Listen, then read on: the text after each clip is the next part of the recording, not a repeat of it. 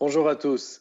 Cela fait maintenant plus de 8 ans que Gestion Férique est partenaire de l'AFG et du Forum des jeunes professionnels, et c'est toujours un grand plaisir d'être avec vous, même virtuellement, et de soutenir tous ces événements. Qui sommes-nous? Férique, ce sont des solutions financières pour les professionnels en génie. Mais j'aimerais ajouter qu'au-delà des services financiers, il y a un OBNL. Oui, vous m'avez bien entendu, un OBNL. Qu'est-ce que ça change? Pour des professionnels en génie comme vous, c'est de pouvoir compter sur des conseils objectifs en plus de profiter de fonds performants à long terme.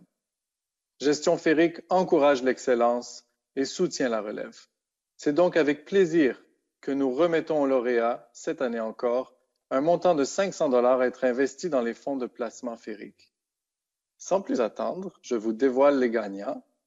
Alors, dans la catégorie relève du génie conseil, les lauréats sont Boutillette Parizeau, Virginie Gauvin et la commission scolaire Marie-Victorin pour la construction de l'école innovatrice. Toutes mes félicitations. Sur ce, j'aimerais tous vous souhaiter une excellente fin de journée. Merci.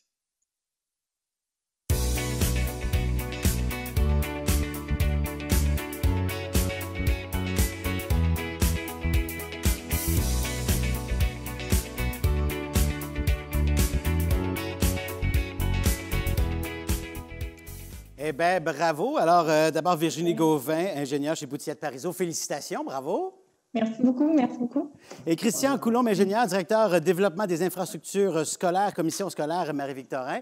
Alors, bravo. Il y a une troisième personne qui est là, le mentor, Dominique Latour, président directeur général chez Boutillette Parizeau. Alors, c'est ma première entrevue à quatre. Oh, mon Dieu, c'est... Oh, Christian vient de nous quitter, mais on voit une partie de son nom. C'est super. Oh, il est revenu.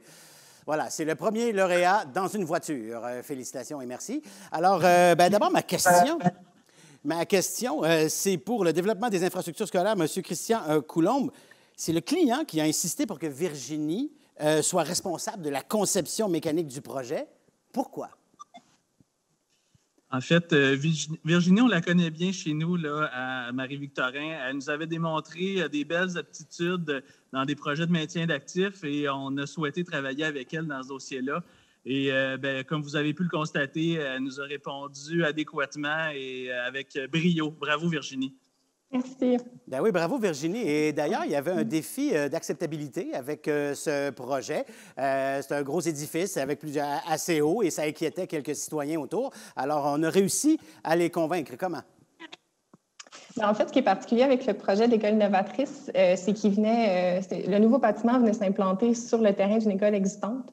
C'était une école des années 70 qui n'avait pas de mesures d'efficacité énergétique, qui n'avait pas de climatisation non plus à ce moment-là dans les salles de classe. Et donc, dès le début du projet, on a eu beaucoup de discussions avec la commission scolaire, avec la direction, mais aussi avec l'équipe d'opération, en fait, des bâtiments. Et ça m'a permis de comprendre tous les besoins spécifiques des deux bâtiments, mais aussi les enjeux d'implantation. Et donc, la solution qu'on a trouvée ensemble, c'est celle de créer un lien énergétique entre les deux écoles, entre la nouvelle et celle existante.